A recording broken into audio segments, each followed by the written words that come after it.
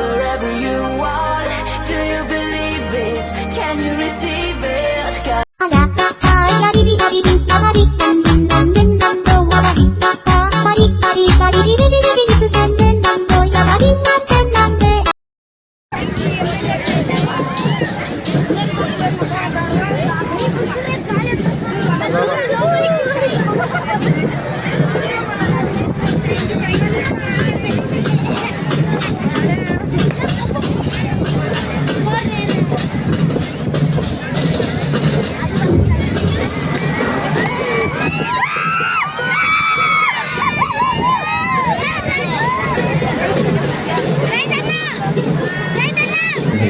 ధర్మ ప్రచార రకం మాన్యులు చంద్రబాబు నాయుడు గారి నమస్కార వందనంతో భారత స్వాతంత్ర దినోత్సవ శకటం ముందుకు విచ్చేస్తున్నది.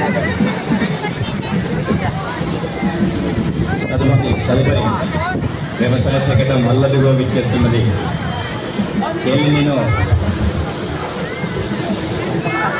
ఏలిలో వర్షం లేకుండా రిజర్వాయర్లో నీటిని అందిపుచ్చుకొని ఆరుతడి పంటలు వేసి కంది, మినుము, జొన్న, సజ్జ, కొర్ర, ఆముదం, ఉలవ, అలసంద, పెసర వంటి పంటలు సాగు చేయాలని వ్యవసాయ అధికారులు తెలియజేస్తూ అల్లదిగో నురీచు రైతన్న నేనున్నా నీకోసం అని విచ్చేస్తున్నది వ్యవసాయ శకటం.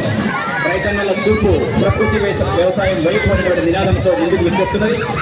జిల్లాలో ప్రకృతి వ్యవసాయ పద్ధతుల్లో 222 గ్రామ పంచాయతీల్లో 54,000 మంది రైతులు 65,000 ఎకరాలలో PMDS విత్తన గుళికల పద్ధతితో సాగు చేసి ఎల్లిన పరిణామాలను సమర్థవంతంగా ఎదుర్కొనేటువంటి నినాదాలను చాటుతూ అభివృద్ధిలో అన్నము పెట్టి వ్యవసాయ శాఖ శకటం ముందుకు వచ్చేస్తున్నది. పంటల బీమా, రైతుల బీమా, ఎల్లినో అనే నిశ్చితిని వాతావరణంలో వచ్చే మార్పును ఎదుర్కొని 91,000 హెక్టార్ల పంట బీమా చేయించుకుని జిల్లాలో 72,000 మంది రైతులు ధీమాగా ఉన్నారు.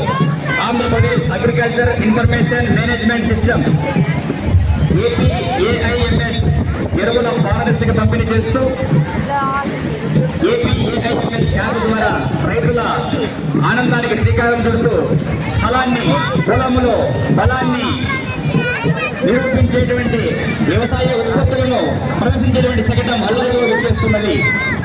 రాష్ట్ర ప్రభుత్వం యూరియా, DAP పంపిణీలో రైతులందరికీ అందే విధంగా యాప్ ద్వారా పటిష్టమైనటువంటి విధానంతో ఖరీఫ్లో 8,600 మంది రైతులకు 19,850 టన్నుల యూరియాను, 8,040 టన్నుల DAPని కొనుగోలు చేసి పంపిణీ చేసేటువంటి విధానాన్ని అల్లదిగో రైతన్న మీకోసం నేనున్నటువంటి వ్యవసాయ శకటం ముందుకు వచ్చేస్తున్నది. అన్నదాత సుఖీభవ, అన్నదాత బాగుంటే రాజ్యం బాగుంటుంది అనేటువంటి నినాదంతో భుజము పైన ఫలాన్ని ధరించేటువంటి రైతన్నను మనం చూడవచ్చు. సంక్షేమ పథకాలలో భాగంగా 80% విత్తనాలను 80% రైతులపై విత్తనాలను పంపిణీ చేయడం,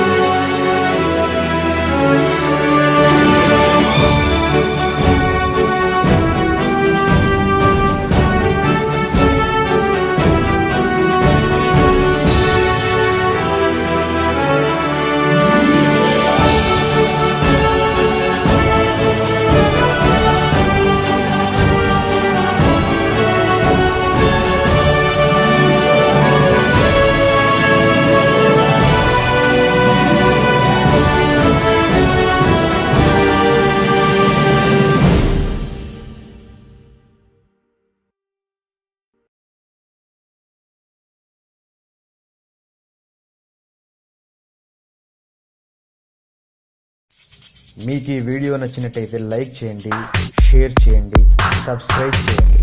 రెగ్యులర్ నోటిఫికేషన్స్ కోసం బెల్ బటన్ని ప్రెస్ చేయండి.